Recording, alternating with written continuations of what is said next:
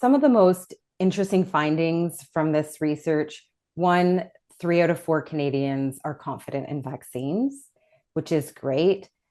That said, confidence has fallen over the last 5 years for about a quarter of Canadians.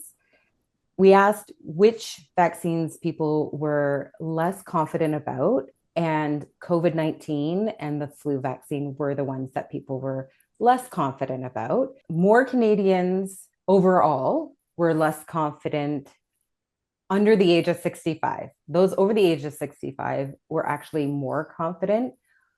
What I would say is that information over the last 5 years about vaccines has become more fragmented.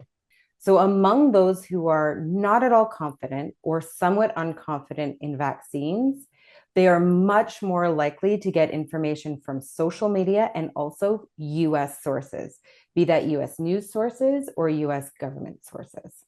The first thing that really did stick out was that most Canadians continue to trust vaccines, but confidence has slipped in the younger adults and parents.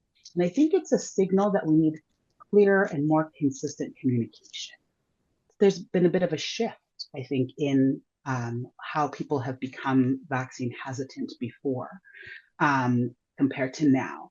In the past, they wanted to hear all about the data. They wanted to hear, and I think people felt more confident. They said, okay, they just want to hear what the information is, what the data is. And now there's so much more of hesitant patients relying on social media or alternative providers or friends and family, which increases their exposure to misinformation. And I think what you're seeing is people wanting tools to deal with this new wave of misinformation. We need to equip, I think, healthcare providers with just simple, consistent tools that allows them to talk about the vaccines in a way that meets patients where they are. Don't be afraid to open it up and say, okay, why are you worried?